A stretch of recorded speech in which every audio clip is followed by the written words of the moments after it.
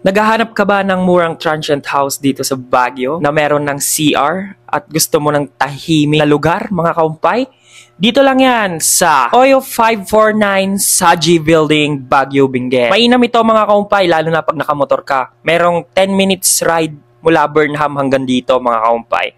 Talaga namang napaka-safe at napaka-tahimik dito sa lugar na to. Kaya kung ikaw ay naghahanap ng tahimik na lugar at magandang view mga kaumpay, bagay na bagay sa ito mga kaumpay. Tara, let's go! So what's up mga kaumpay? Andito tayo ngayon sa Baguio City. Kung naghahanap ka ng murang transient house, ay maire-recommend ko itong transient house which is Saji Building, Baguio, Benguet mga kaumpay. Tapat lang siya ng Starway Hotel mga kaumpay. At eto nga yung room na titirahan natin dito mga kaumpay. Good for 3, 4, 5 person na rin yan mga kaumpay. Pero dahil dalawa nga lang kami at good for 2 packs yung napili namin, ito yung nirecommend sa amin mga kaumpay. Which is good naman, may sariling CR na rin. Bukod doon, napakaluwang mga kaumpay at aesthetic style na din mga kaumpay. Ayan, tignan nyo, napakaluwang, di ba? Ang daming pwedeng paglagyan ng gamit. At dahil andito nga tayo sa 4th floor mga kaumpay, hindi ka na mahihirapan maglakad, umakyat sa stairs kasi may elevator na rin siya mga kaumpay.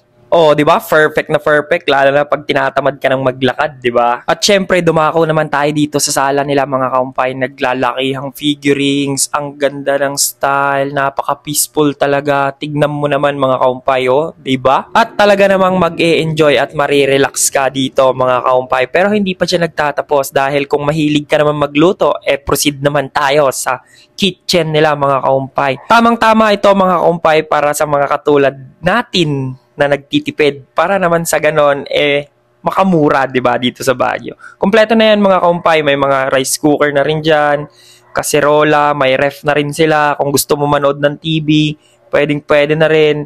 Tignan mo naman tong chandelier nila mga kaumpay, napakaganda. Aesthetic talaga dito sa lugar na to.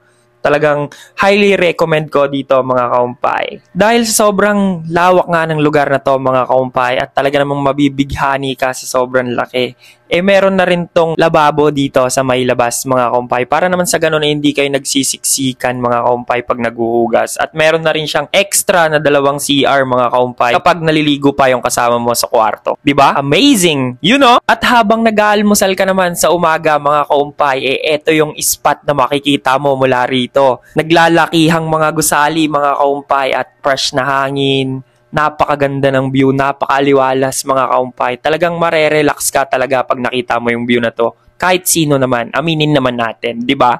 At maiba naman tayo mga kaumpay. At syempre kapag maramihan kayong pumunta dito mga kaumpay, 5 to 7 person mga kaumpay, ito yung bagay na room sa inyo. Tara. Pagbukas mo pa lamang ng pinto mga kaumpay, ay bubungad na sa'yo itong 2 kama na ito. At naglalakihang mga sopa mga kaumpay na napakalambot. At tiyak ko na marerelax ka talaga dito mga kaumpay dahil perfect na perfect ito. Ang ganda ng view dito. Tanaw na tanaw mo yung mga kabahayan. Sayang lang mga kaumpay, wala tayong kape.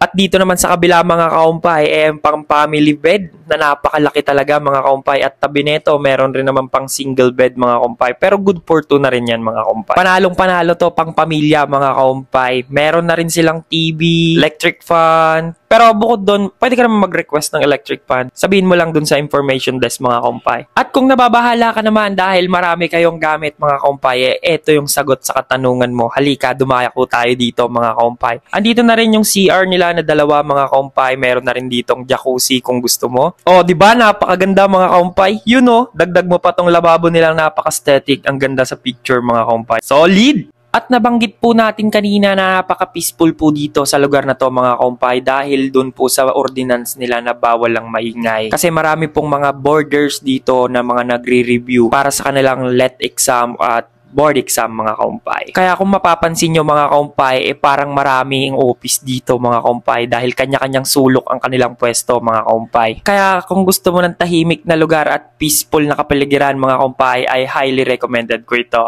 So yun lang mga kaumpay, at kung napanood mo nga itong video na ito, baka naman pa-share, like, and follow mga kaumpay. Yun lang, bye-bye, peace out.